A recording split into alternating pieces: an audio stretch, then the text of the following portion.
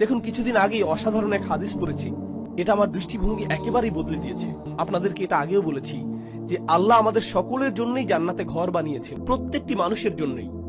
মুসলিম বলেন, অমুসলিম বলেন, সবাই আমাদের প্রত্যেকের জন্যই জান্নাতে একটি বাড়ি বানানো আছে।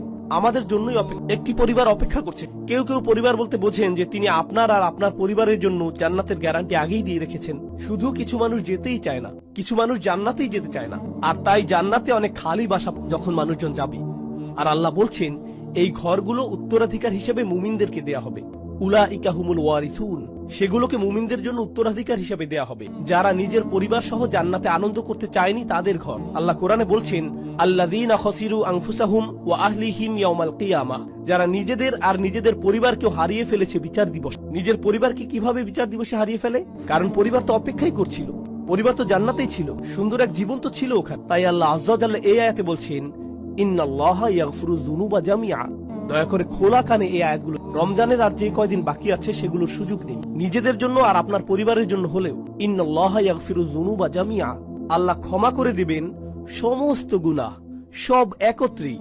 আর এটা কোরআনের একটা মিরাকল। কোরআনের সবচেয়ে বড় উপহারগুলোর একটি এই যে আল্লাহ বলেছেন জুনুব, তিনি সাইয়্যাত বলেননি। কারণ আরবিতে সাইয়্যাত হলো গুনাহ আর জুনুব তার চাইতে ছোট। আর আল্লাহ বলছেন তিনি ছোটগুলোকেও ঢেকে রাখবেন। আসলে ছোটগুলোর নাকচ করা বড়গুলোকেও অন্তর্ভুক্ত করে ফেলে। যেমন আল্লাহ যদি বলেন আমি তোমার বড় গুনাহগুলো মাফ করে দেব, এর মানে তিনি ছোট গুনাহগুলো হয়তো বাদ দেবেন। তিনি বলছেন আমি তোমার ক্ষুদ্রতম গুনাহটিকেও ক্ষমা করব, তোমার আমলনামা এতই পরিষ্কার করে দেব যে তাতে একটু দাগ থাকবে না, সবকিছু চলে যাবে। জামিআন, সবকিছু একত্রে। ইন্নাহু হুয়াল গফুরুর রহিম, কোনো সন্দেহ নেই তিনিই একমাত্র যিনি প্রচন্ডভাবে ক্ষমাশীল, প্রচন্ড ক্ষমাশীল তিনি। আর তিনি সর্বক্ষণই প্রেমময়, সর্বক্ষণই করুণাময়, সর্বক্ষণই যত্নশীল। এটাই ক্ষমার ব্যাপারে প্রথম বার্তা দেবার কথা ছিল। আল্লাহ সবকিছু মাফ করে দিতে প্রস্তুত। আল্লাহ আপনার সবকিছু একেবারে নতুন করে শুরু করতে প্রস্তুত। তবে সেটাই কিন্তু একমাত্র নয়। কেউ এই আয়াত পড়ে ভাবলো এটাই আয়াতটির বার্তা। না না না না, দেখুন আমের বা নির্দেশ কিন্তু এখনো চলছে। তাই পরে আয়াতটি পড়ার পদ্ধতি হলো উল ইয়া ইবাদিয়াল্লাযীনা আসরাফু আলা আনফুসিহিম আনিবু ইলা রাব্বিকুম। এটা ঠিক এমনই, এভাবেই বোঝানো হচ্ছে।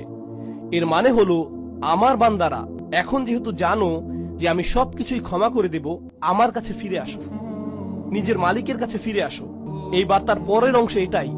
ক্ষমার আলোচনা ওখানেই শেষ হয়নি, তার কাছে ফিরে আসো। তিনি বলছেন আমি ক্ষমা করতে প্রস্তুত, কিন্তু আমার ক্ষমা বিনামূল্যে নয়। এটা অর্জন করতে তোমাকে কিছু একটা করতে হবে। আমার কাছে ফিরে আসো। আনিবু ইলা রব্বিকুম, নিজের অন্তর তোমার রবের দিকে ফিরিয়ে দাও। আমার কাছে ফিরে আসো। আনিবু ইলা রব্বিকুম, নিজের অন্তর তোমার রবের দিকে ফিরিয়ে দাও। দেখুন আরবিতে তওবা আক্ষরিকভাবেও হতে পারে। আল্লাহর দিকে অন্তর ফিরে আসা তওবা হয়, আবার শারীরিকভাবে ফিরে আসাকেও তওবা বলা যেতে পারে। ইনাবা শুধু অন্তরের জন্য। আরবিতে ইনাবা ব্যবহৃত হয় যখন অন্তর আল্লাহর দিকে ফিরে আসে। তাই আল্লাহ বলছেন তোমার অন্তর কোথায়? কি নিয়ে ব্যস্ত তুমি? কি নিয়ে বিভ্রান্ত তুমি? তোমার মালিকের কাছে ফিরে যাও, তিনি ক্ষমা করতে প্রস্তুত। ওয়াসলিমু লাহু, এরপর তিনি বলছেন যেহেতু তোমার অন্তর আমাকে দিয়েছো, এখন তোমার সত্তাকেও আমার প্রতি সমর্পণ করো। ইসলামে থাকো, নিজেকে সমর্পণ করো, মান্য করতে প্রস্তুত হও। ওয়া আসলিমু লাহু মিন ক্বাবলু আন ইয়াতিয়াকুমুল আযাব সুম্মা তুনসারুন, শাস্তি আসার পূর্বেই এরপর আর সাহায্য প্রাপ্ত হবে না। এখন আল্লাহ শাস্তির কথা বলেছেন, এমন না যে আয়াত শাস্তির কথা নেই, আছে। কিন্তু শুরু হয়েছে কি দিয়ে? শুরু হয়েছে উৎসাহ দিয়ে, যে দেখো আমি সব ক্ষমা করতে প্রস্তুত, কোনো শাস্তিই তোমাকে দেয়া হবে না। তুমি যদি চাও তবে আমার কাছে ফিরে আসো, নিজেকে আমার কাছে সমর্পণ করে দেওয়া উচিত তোমার। আর তাড়াতাড়ি করো এটা। এমন ভেবো না যে অনেক সময় হাতে আছে।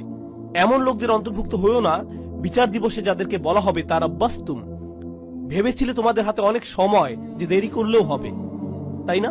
এটা যেন ফি মাআনাতা আখারতুম, তুমি বিলম্ব করেছিলে, অনেক সময় আছে আরো, থাকুক, বাদ দাও। এই ধরনের কথাবার্তা, এমন ধরনের লোক হবে না। আল্লাহ বলছেন শুরু করে দাও মিন কবলি।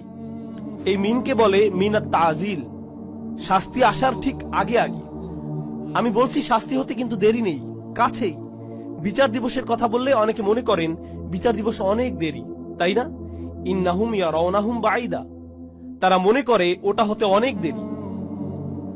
অনারাহু করিবা, আল্লাহ বলছেন আমরা দেখছি যে এটা শীঘ্রই। কিন্তু আমাদের প্রত্যেকে আমরা কখন যাব? আমরা কি ঈদের দিন আদৌ দেখতে পাবো? কে জানে।